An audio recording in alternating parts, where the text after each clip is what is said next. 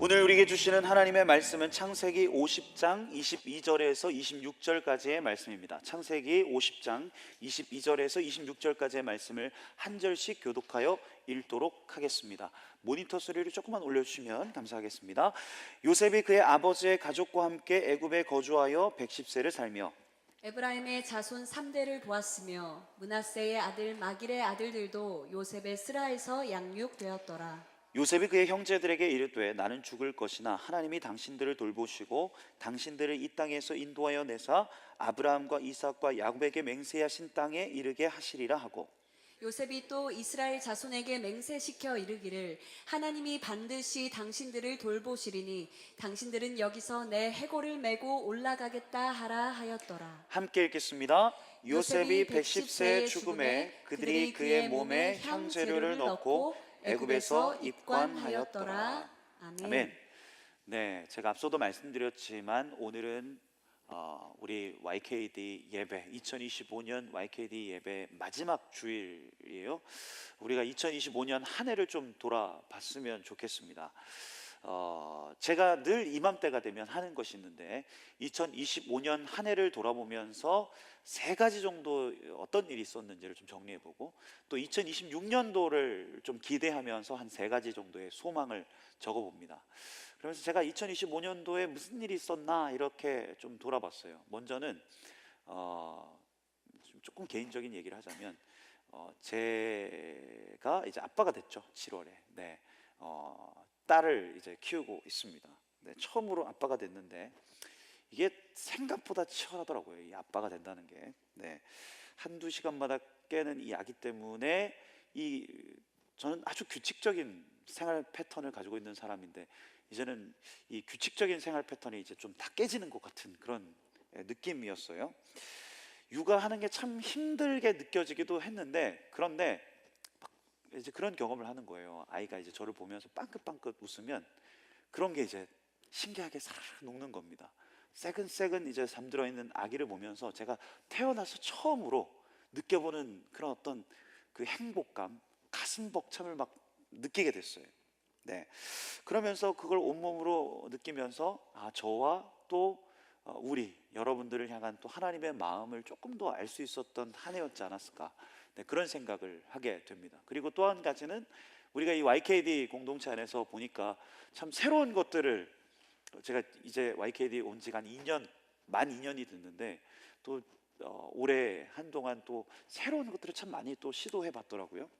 특별히 YKD 주관으로 디워십 집회를 우리 전 성도님들과 함께 3, 4월, 9, 10월에 진행을 했고, 그렇게 우리 청년들이 수고하고 헌신해서 이 예배 세팅을 하고 함께 예배했을 때 정말 영광의 모든 성도님들이 그 안에서 은혜 받고 또 그 안에서 뭔가 우리 교회에 또 다른 좀 임팩트, 예배 안에서의 또 임팩트를 주는 것을 보면서 참 뿌듯했습니다. 제가 청년부 목사로 있는 것에 대해서 참 뿌듯함이 있었습니다. 그리고 하반기에 우리가 이제 본격적으로 올해 내년부터 시작하지만 디라이프 파일럿 형태로 진행했는데 정말 뭐 한 주 만에 15개의 소그룹과 거의 60명에서 70명의 우리 청년들이 그 안에서 정말 자발적이고 주체적으로, 뭐 주제를 던져주지도 않았는데 자발적이고 주체적으로 본인들이 정해가지고 주제 정해서 막 이렇게 나눔하고 교제하는 모습 보면서 제가 그 부분도 참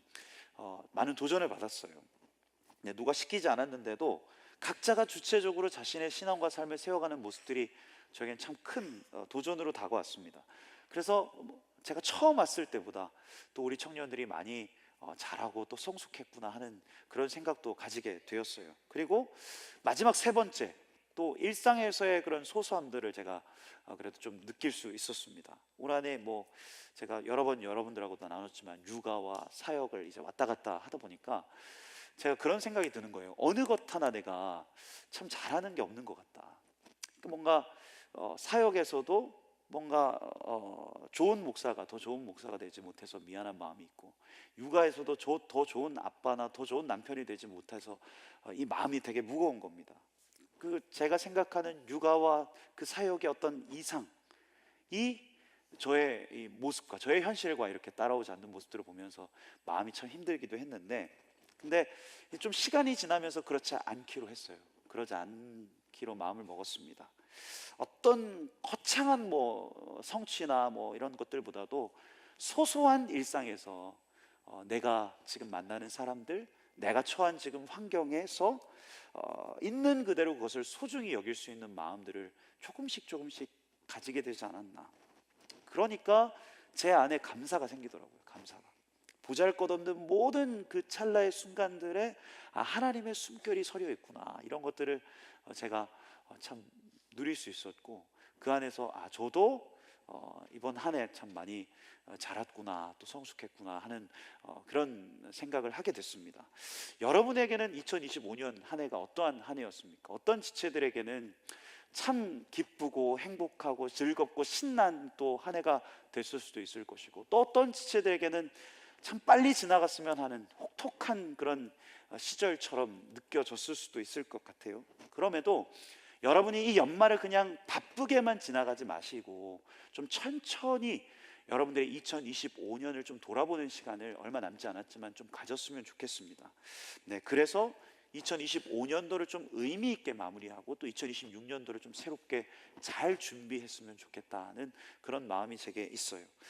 우리가 지난 몇 달간 리치 시리즈를 나누면서 요셉의 이야기를 계속해서 나눴는데, 오늘은 이 요셉의 이야기의 이제 마지막 장면을 담고 있습니다. 요셉의 인생을 우리가 계속해서 추적해 왔는데, 지지난주에 우리가 어떤 얘기를 나눴냐면, 요셉이 이제 형들과 조우해서 형들과 만나서 형들을 용서하고 서로를 끌어안고 울고 화해하는 그러한 장면을 보았어요. 그리고 그 이후에 이야기는 아주 순조롭게 진행이 됩니다. 70명, 아버지 야곱과 그의 가족들 70명과 함께 이 형제들이 이집트로 이주를 해옵니다. 그리고 고센 땅이라는 곳에서 그렇게 살게 돼요. 그리고 그곳에서 생육하고 번성하면서 민족의 큰 기틀을 마련하게 됩니다. 아버지 야곱은 요셉과 형들의 애도 속에서 또 그렇게 약속의 땅 가나안에 평안히 잠들게 돼요. 여기까지만 보면요, 우리가 해피엔딩으로 보여요. 가족들도 화해하고 고난 끝에 성공하고 비옥하고 또 그런 안정감과 평안함을 누리고 있는 것처럼 보이는데, 창세기의 이야기의 끝은 그렇다면 어떻게 끝나는가를 보니까요, 모든 것이 그 안정될 것 같았던 그 순간 성경이 우리를 요셉의 임종 앞으로 데려가요. 우리 26절 말씀 같이 한번 읽어볼까요? 26절 말씀. 요셉이 110세의 죽음에 그들이 그의 몸에 향 재료를 넣고 애굽에서 입관하였더라. 자, 이 구절이요, 창세기 전체에 있어서 마지막 구절입니다. 여러분, 창세기의 가장 처음에 어떤 구절이 나온지 아세요? 창세기 1장 1절. 태초에 하나님이 천지를 창조하셨다. 창세기 1장 1절이 그 말이거든요. 창세기의 시작은 무엇이냐면 찬란한 생명으로부터 시작이 돼요. 그런데 그 대단원의 막이 무엇이냐, 이제 끝나는 그 마무리가 무엇이냐, 차가운 관 속에 누워 있는 요셉의 죽음을 기록하고 있어요. 왜 성경이 인류의 그 시작과 기원을 다룬 이 책을 왜 입관과 죽음이라는 이 단어로 마무리했을까? 네, 한 해의 마지막 줄, 우리가 이 창세기의 마지막 입관, 죽음을 살펴보면서 2025년을 어떻게 우리가 좀 마무리할지를 한 두 가지 정도를 여러분과 함께 말씀을 좀 나누기를 원합니다. 먼저 이 창세기의 마지막, 이 오늘 요셉의 죽음은요, 하나님의 신실한 마침표를 의미합니다. 하나님의 신실한 마침표. 우리 오늘 본문 22절에서 23절까지의 말씀을 같이 한번 읽어볼까요? 22절에서 23절 말씀. 요셉이 그의 아버지의 가족과 함께 애굽에 거주하며 110세를 살며 에브라임의 자손 3대를 보았으며 므낫세의 아들 마길의 아들들도 요셉의 스라에서 양육되었더라. 성경은 요셉이 110세까지 살면서 3대째 증손자까지 모았다라고 말씀하고 있어요. 그러니까 오래, 그냥 이건 단순히 오래 살았다는 그런 기록이 아니고요, 아브라함, 이삭, 야곱으로부터 계속해서 이어져 내렸던 이 번성과 자손의 축복이 어떻게 요셉의 때에 성취가 되었는가를 보여주는 증거가 됩니다. 이 평화로운 노년의 이 요셉 노년의 모습을 보면 이것이 우리가 당연한 것이 아니라는 것을 우리가 요셉의 이야기를 통해서 계속해서 살펴보고 있어요. 요셉이 지금 무릎 위에서 손주들을 안치고 환하게 웃고 그렇게 있는 이 장면이 사실 기적과도 같은 일이었죠. 우리가 계속해서 요셉 이야기를 나누면서 그런 이야기를 나눴지만, 요셉이 처음에는 어떠한 위기와 어떠한 고난 가운데 있었습니까? 형들에 의해서 채색옷이 찢기고 구덩이에 갇히고 미디안의 상인의 손에 팔려가고 노예로 그렇게 하인의 자리에서 보디발의 집에서 10여 년을 지내고, 그래서 어느 정도 잘 될까 했는데 억울하게 누명 쓰고 감옥에 갇혀서 그렇게 몇 년을 또 보내요. 얼마나 어려움이 많았습니까? 사람들의 시선으로 볼 때는요, 요셉의 인생은 이미 벌써 끝나도 끝나야 되는 인생이 이 요셉의 인생이었어요. 그런데 하나님은 어떠하셨냐? 오늘 말씀을 통해서 보면 그를 새롭게 일으키시고 지금까지 여기까지 인도하신 후에 그의 인생을 아주 선한 열매들로 주렁주렁 맺히게 하신 뒤에 그의 인생을 아름답게 마무리하려 하신다. 그래서 요셉도 그의 인생의 마지막 장에서 이렇게 고백해요. 우리가 살펴보지 않았지만 창세기 50장 20절, 요셉의 이야기의 핵심이자 요셉의 이야기를 관통하는 아주 중요한 핵심 구절입니다. 같이 한번 읽어볼까요?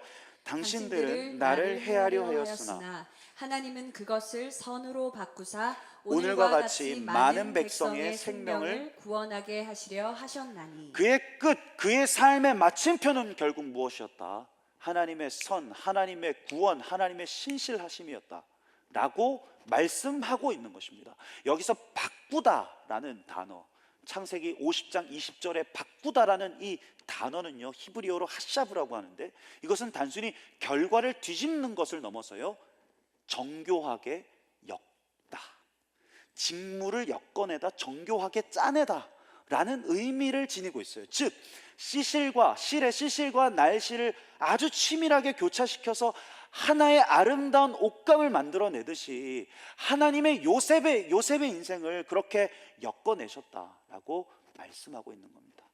우리가 보기에는 엉망진창인 것 같은 그런 실타래였어요. 때로는 이해되지 않는 고난 속에서 영문도 모른 채 아파하기도 했고, 때로는 고통 가운데 신음하면서 하나님 어디 계십니까? 울부짖었어요. 하지만 하나님은 그 요셉의 아픔과 눈물, 그리고 그 형들의 악행, 그 시실과 날실을 엮으셔서 무엇을 만드셨느냐? 선과 구원이라는 것을 만들어내셨다는 겁니다. 우리가 믿는 하나님이 그런 하나님이에요. 제가 여러 번 계속해서 여러분들에게 말씀드리지만 우리가 이것을 믿어야 됩니다. 이것을 바라볼 수 있어야 됩니다. 여러분들의 인생이 여러분들의 손에 달려있다고 생각하십니까? 그렇지 않습니다. 여러분들의 인생은 하나님께 사로잡혀 있는 줄 믿습니다. 아멘이십니까? 여러분의 삶의 주인이 누구이십니까? 여러분 자신이십니까? 아니죠. 여러분 삶의 주인은 한 분 하나님이신 줄 믿습니다. 그렇다면 우리가 바라보는 것은 무엇인가? 그 하나님은 어떠한 분이신가? 영 엉망으로 꼬인 실타래도 하나님은 모든 순간을 잘 엮어내셔서 가장 완벽한 선을 만들어내시는 분이 바로 우리가 믿고 우리가 소망하고 우리를 붙드시고 우리에게 역사하시는 그 하나님이시다.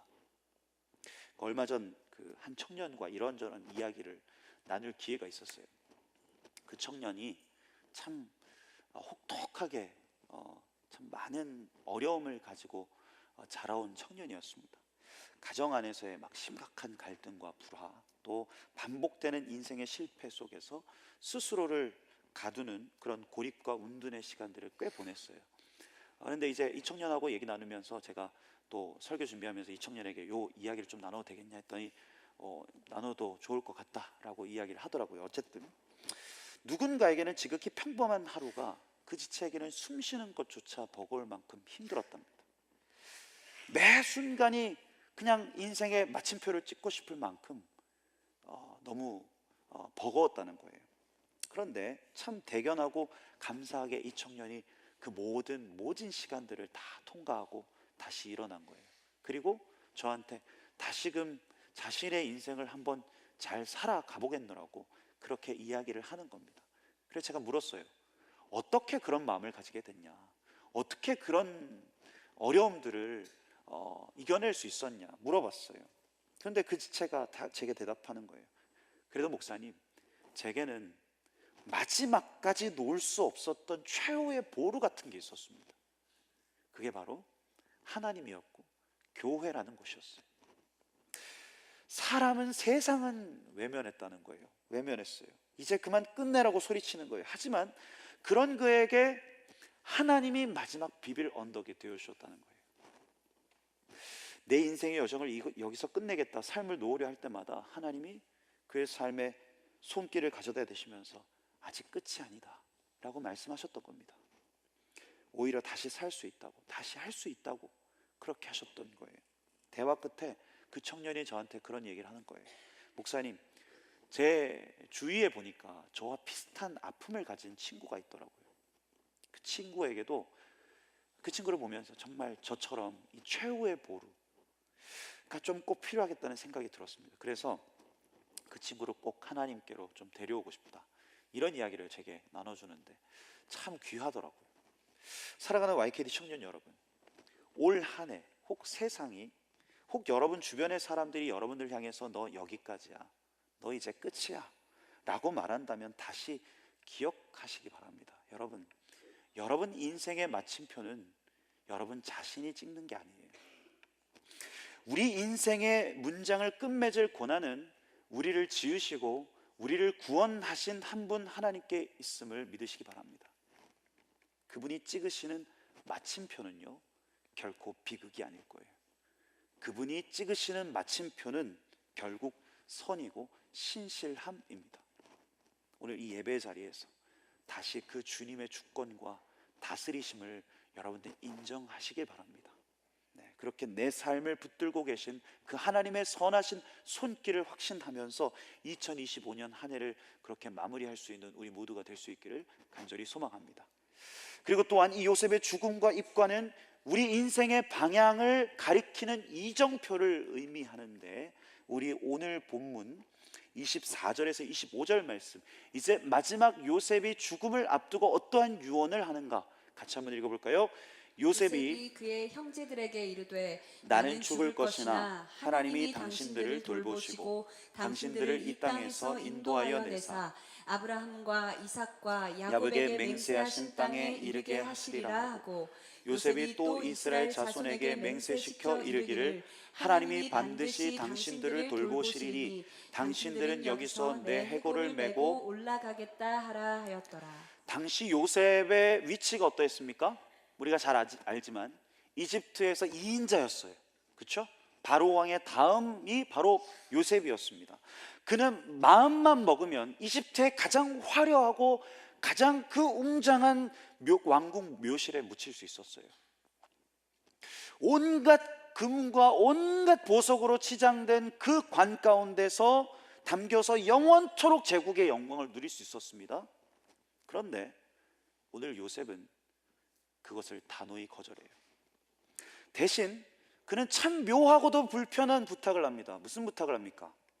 나를 이곳에 묻어둘지 말고 나중에 내 뼈를 가져다가 너희가 나갈 때 꼭 메고 올라가라, 그렇게 부탁을 해요. 요셉이 왜 이런 부탁했을까요? 단순히 나도 고향에서 좀 죽고 싶다, 고향에서 좀 이렇게 내 뼈들이 좀 안치됐으면 좋겠다, 그런 개인적인 향수 때문이었을까? 아니에요. 요셉은 알았던 거예요. 지금 발 디디고 있는 이 이집트의 풍요가 아무리 이 고센 땅의 이 비옥하고 풍요로운 이 편안함이 달콤해도 이곳은 하나님 나라의 백성이 영원토록 뿌리 내릴 종착역이 아니라는 사실을 요셉은 알았던 겁니다.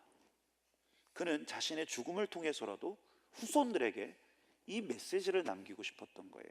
얘들아, 이집트는 우리가 영원토록 머물 종착지가 아니라 이 이집트는 우리가 잠시 거쳐가는 환승역일 뿐이다. 우리의 진짜 집은 하나님이 약속하신 땅, 그 땅이다. 그래서 이 요셉의 관, 이 요셉의 뼈가 이후 400년 동안 이 이집트에서 이스라엘 백성들에게 주어졌던 가장 강력한 설교가 되었어요. 이집트의 화려함에 취해서 안주하고 싶어질 때마다 그의 후손들은 요셉의 관을 보면서 생각했을 거예요. 그래, 우리는 여기 말뚝박고 살 사람들 아니다. 우리는 곧 떠날 사람들이다. 우리는 결국 그분이 약속하신 땅으로 들어가야 한다. 그래서 출애굽기 13장에 보면요, 이 모세가 출 이집트, 이제 이집트로 나가서 약속의 땅 가나안 땅으로 들어갈 때 가장 먼저 했던 것이 무엇이냐? 요셉의 뼈를 챙기는 거였어요. 네, 수십만의 인구가 황급히 탈출하는 그 긴박한 현장에서 왜 무겁고도 불편한 이 관을 모세가 굳이 가져가려 했을까? 왜입니까? 이 관, 이 요셉의 뼈가 우리가 지금 어디로 가야 하는지, 우리의 진정한 목적지가 어디인지를 가장 확실하게 보여주는 이정표였기 때문이에요. 우리가 이것을 기억해야 됩니다, 여러분. 우리는 정착민이 아닙니다. 우리는 이 땅의 나그네, 제가 지지난주에도 말씀드렸지만 우리는 순례자들이에요. 순례자들. 정착민은 눈앞의 땅 이집트만을 바라봅니다. 하지만 순례자는요, 보이지 않지만 반드시 실제하는 약속의 땅 가나안을 바라보면서 오늘도 길을 나서는 이들이에요. 우리의 정체성은 안주하는 데 있지 않습니다, 여러분. 우리의 정체성은 약속을 믿고 나아감에 있다는 거예요. 그 생명체 이론 중에서 역동적 안정이라는 개념이 있습니다. 자전거 아시죠? 자전거, 두발 자전거. 자전거를 타고 갈 때 가장 안전할 때가 언제인가? 아이러니하게도 자전거가 멈춰 있을 때가 아니라는 거예요. 자전거가 앞으로 나아갈 때, 그때서야 균형을 잡고 자전거가 가장 안정된다. 심장도 마찬가지죠. 우리의 심장 멈추면 죽는 거예요. 뛰어야, 움직이고 있어야 살아있는 겁니다. 신앙도 그렇습니다. 이제 좀 살만하다.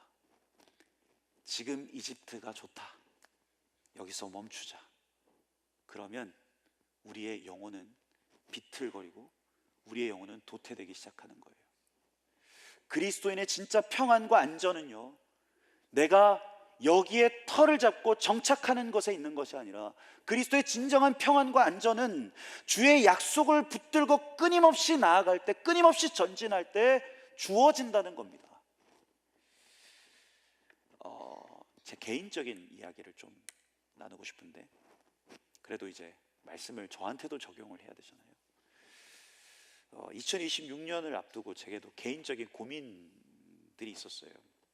그 김지한 목사님이 이제 사임하시고 제가 이제 빈마을을 담당하게 됐잖아요. 그렇죠? 12월부터 내년부터 본격적으로 이제 마을 사역을 시작할 거예요. 그런데 주변에서 같은 동료 교육자들도 또 청년들도 은근 저는 그렇게까지 걱정할 줄 몰랐는데 저를 되게 걱정 많이 하더라고요. 목사님, 지금도 바쁜데 마을 사역까지 하면 어떻게 합니까? 감당하실 수 있겠습니까?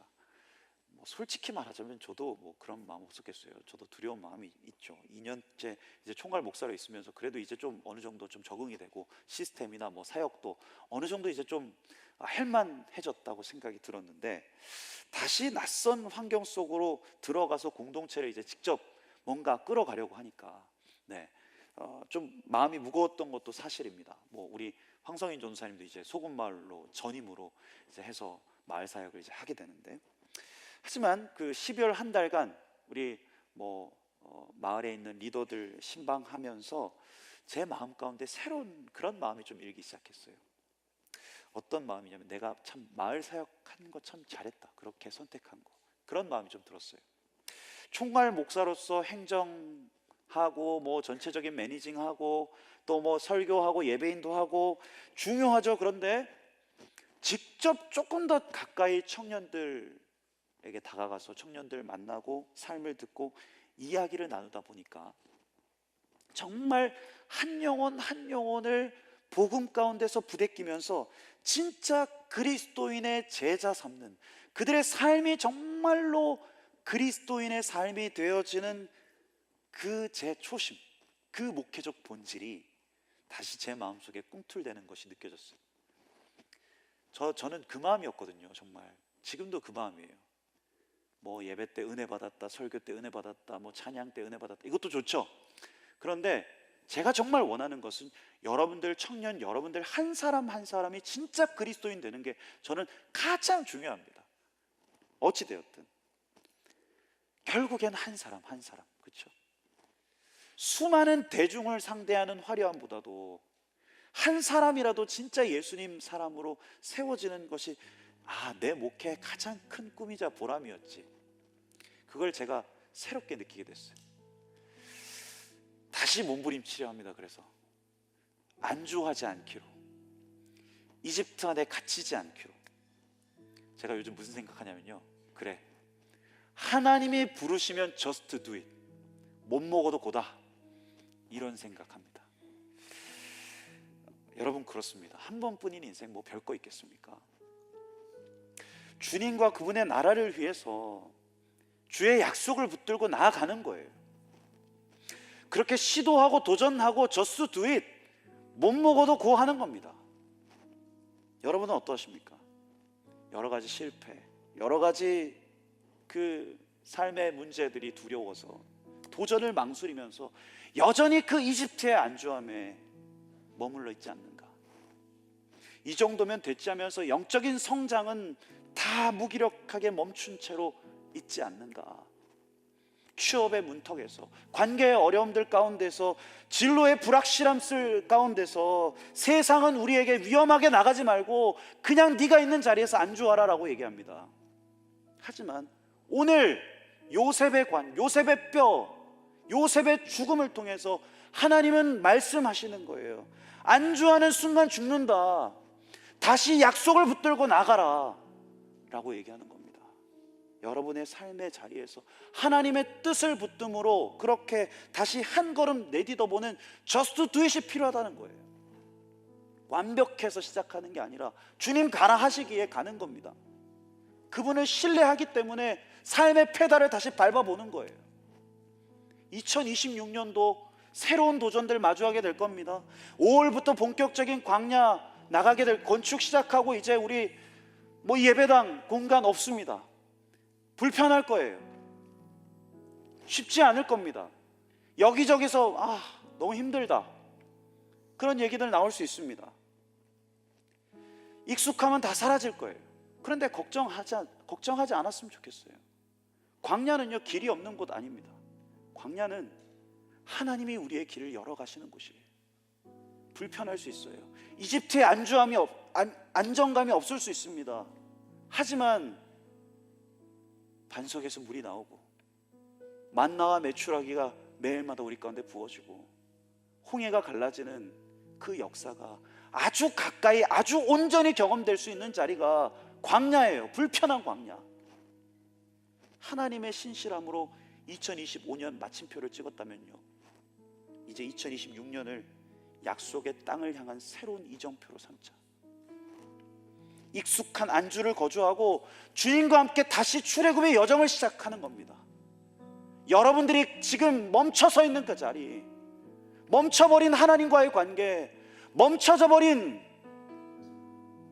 내 삶의 자리들, 주의 약속 붙들고 다시 시작하는 거예요. 하나님 예비하신 새로운 땅, 새로운 삶, 가슴 벅찬 새로운 사역을 향해서 담대히 전진하는 겁니다. 2025년 한 해 참 고생 많으셨어요. 올 한 해 우리를 괴롭혔던 모든 후회와 미련은 다 주님 앞에 내려놓고 우리가 잊지 못하는 그 인생의 순간들은 주님의 선함으로 매듭지어 주실 것을 우리가 믿고 확신하고, 그리고 이제 가벼운 마음으로 다시 고개를 듭시다. 하나님의 약속을 메고 다시 새 날을 바라보는 그 기대와 꿈과 결단을 하는 거예요. 그렇게 신실하신 주님께서 지금까지 그러하셨듯 또 앞으로도 우리에게 잘 해주시리라 믿습니다. 우리 오늘 말씀 가지고 이 찬양 함께 고백할까요? 여정이라는 찬양입니다. 여정이라는 찬양. 제가 고민했는데 우리 청년들에게 이 찬양의 가사가 와닿을 수 있을까? 네, 그럼에도 여러분들이 20년, 30년 여러분들의 인생의 여정 가운데서 역사하셨던 하나님의 은혜, 또 앞으로도 일하실 하나님의 그 신실하심을 바라보면서 우리가 이 찬양 함께 고백하면서 나아갔으면 좋겠습니다. 나의 눈가에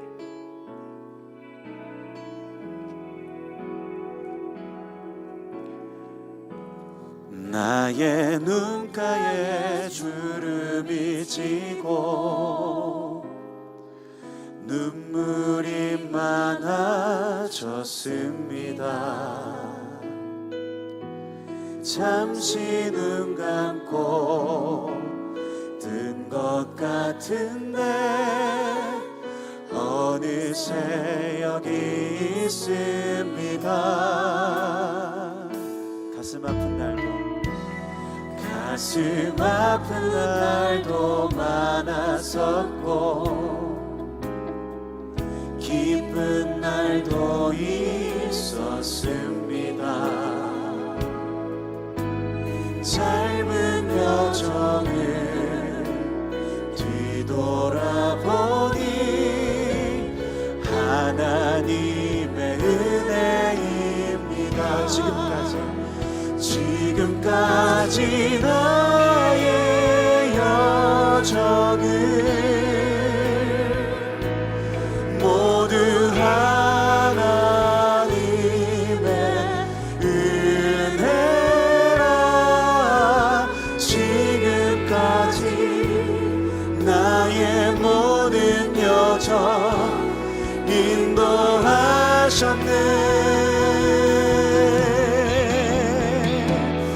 나의 남은 모든 여정을 모두 하나님께 맡기리라. 나의 모든 삶, 우리가 이것을 믿는 거예요.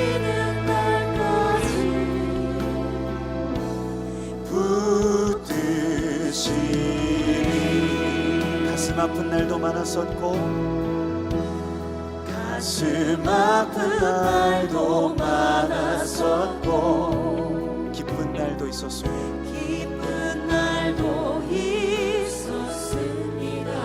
그럼에도 불구하고 우리의 짧은 여정을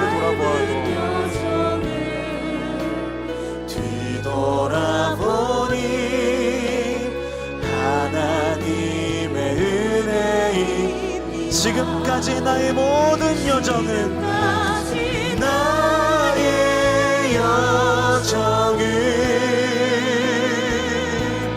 모두 하나님의 은혜라. 지금까지 나의 모든 여정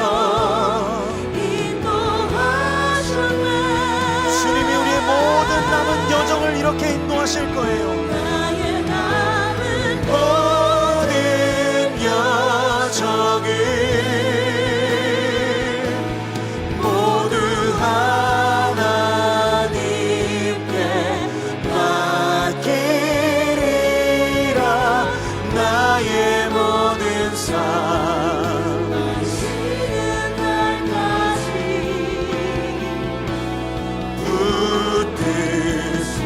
지금까지 나의 모든 여정을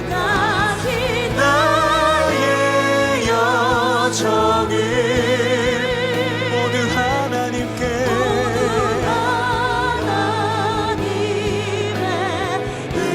은혜라. 지금까지 나의 모든 여정 주님 이것을 믿습니다.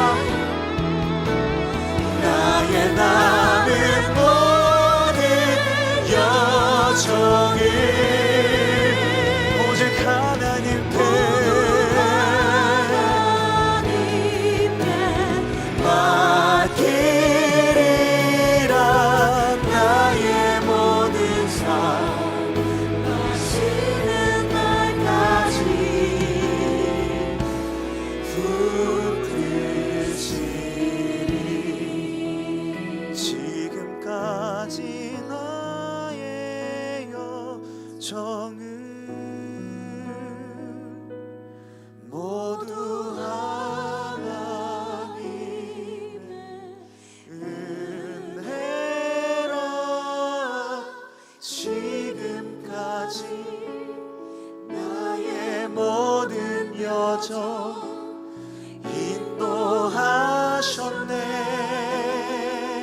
나의 남은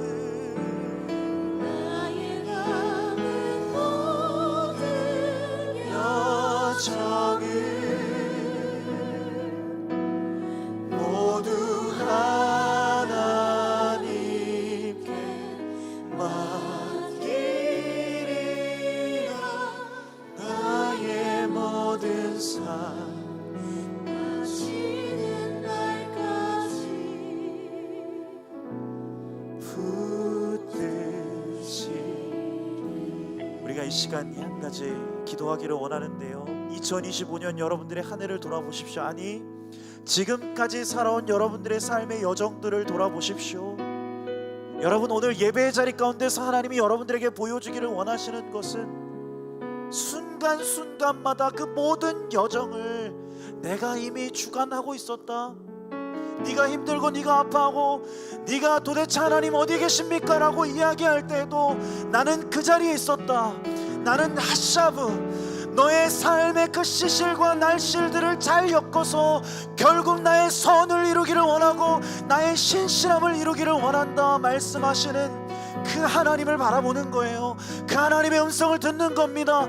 그 하나님의 신실한 손길을 우리가 경험하는 거예요. 하나님, 그 하나님의 은혜가 우리 가운데 실제가 되게 하여 주십시오. 하나님, 그렇게 하나님의 신실하심을 바라볼 수 있는 2025년 마지막 이 예배가 되어질 수 있도록 인도하여 달라고, 우리의 삶을 돌아보고 우리의 삶의 순간순간마다 역사하셨던 하나님의 은혜를 기억하면서 시간 우리가 함께 기도하기를 원합니다. 기도하겠습니다. 주님, 그렇습니다. 우리 삶의 모든 여정들에 이해되지 않는 일들도 있었을 것이고, 하나님, 납득되지 않는 일들도 있었을 것이고, 하나님 어디 계십니까? 라고 물었던 적도 있었지만, 하나님 오늘 예배 가운데서 우리 가운데 말씀하여 주신 은혜에 감사를 드립니다. 네가 묻는 바로 그 자리에 내가 있었다. 너의 시실과 날씨를 다 엮어서 결국 나는 나의 선함과 신실함을 이뤄갈 하나님이다. 하나님, 오늘 예배 가운데 그 하나님의 선하신 손길, 오늘 예배 가운데 그 하나님의 신실하신 은혜가 우리 가운데 실제가 되게 하여 주십시오. 한 해를 돌아봤을 때 그 모든 여정들을 주가 주관하고 계셨던 하나님의 손길이 실제가 되어지고, 그 하나님 앞에 감사로 은혜로 반응할 수 있는 우리의 인생 되어질 수 있도록 하나님, 그렇게 우리의 삶을 주관하여 주옵소서.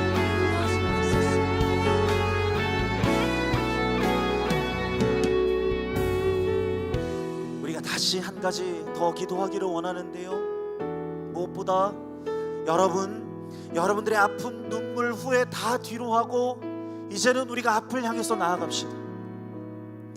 우리가 앞에 찬양에서 고백했지만 나의 남은 모든 여정을 하나님께 맡기리라. 나의 모든 삶 마치는 날까지 붙드시리. 그 하나님이 우리를 붙드심을 알기에, 주님, 우리는 죄와 절망과 좌절과 실패의 자리에서 다시 일어나 약속의 땅을 향하여 걸어가겠습니다. 하나님, 그렇게 하나님과의 관계를 다시 회복하고, 그렇게 다시 우리의 그 좌절과 절망의 자리에서 일어나서 믿음으로 한 걸음 한 걸음 내딛기를 소망합니다. 주님 안에서 시도하고 도전하고 부딪혀 보겠습니다. 안주하지 않고 주의 약속 붙들고 다시 주님과의 친밀한 관계, 주님 사랑과 거룩과 직장과 학교 삶의 자리에서 믿음의 모험과 도전을 이어가겠습니다. 우리 삶의 결단을 다시금 주님 손에 올려드리며 주님의 이름 한번 부르고 기도하면서 나아갑니다. 주여, 하나님, 우리의 모든 아픔 눈물 후에는 다 뒤로하고 그리스도의 약속을 붙들고 앞으로 나아가기를 원합니다. 우리의 게으름, 우리의 수치와 두려움, 우리의 모든 죄와 허물에서 하나님 우물쭈물 뒤로 내빼지 않겠습니다. 주 안에서 다시 무릎을 굳게 하겠습니다. 주 안에서 다시 일어나겠습니다. 주 안에서 다시 시작하겠습니다. 2026년 한 해 주님, 우리가 새로워지고 싶습니다. 우리가 변화되고 싶습니다. 나아가겠습니다. 주님, 전진하겠습니다. Just do it. 주님 안에 시도하고 도전하고 부딪혀 보겠습니다. 안주하지 않고 주의 약속 붙들고 다시 주님과의 친밀함을 선택하겠습니다. 다시 관계 안에서의 사랑과 거룩을 선택하겠습니다. 직장과 학교, 삶의 자리에서 믿음의 모험과 도전들을 이어가겠습니다.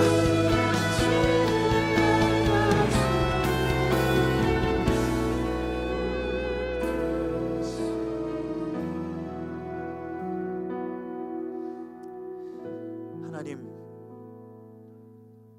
그렇습니다. 하나님은 선하신 분이십니다. 하나님은 신실하신 분이십니다. 우리는 의심할 때가 있고, 우리는 때때로 연약하여 넘어질 때가 있지만, 하나님은 결국 우리의 삶의 지실과 날씨를 엮어서 가장 아름다운 것으로 지으실 분이십니다. 우리에게 그 믿음과 그 감사와 그 은혜에 대한 감격 있게 하여 주옵소서. 그 주님을 믿기에 하나님, 우리가 이집트에 안주하지 않겠습니다. 우리 삶의 자리에서 정착민으로 적당히 안주하며 살아가는 것이 아니라 진짜 그리스도인으로 우리 삶의 순례의 여정을 걸어가겠습니다. 때론 힘들고, 때론 지치고, 때론 버겁고, 때론 두렵고, 때론 겁난다 할지라도 다시 일어나 믿음의 여정을 이어가겠습니다.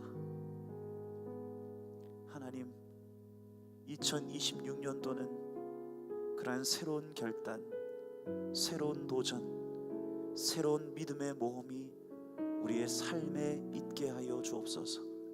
그래, 우리의 가정, 우리의 직장, 우리의 삶의 자리에서 진정한 주님 주시는 평강, 정말로 만나와 메추라기와 반석에 물이 나고 홍해가 갈라지는 그 하나님의 기적과 역사가 우리의 온 존재로 경험되어질 수 있도록 하나님, 우리의 삶을 그렇게 주님께서 주관하시고 붙잡아 주옵소서.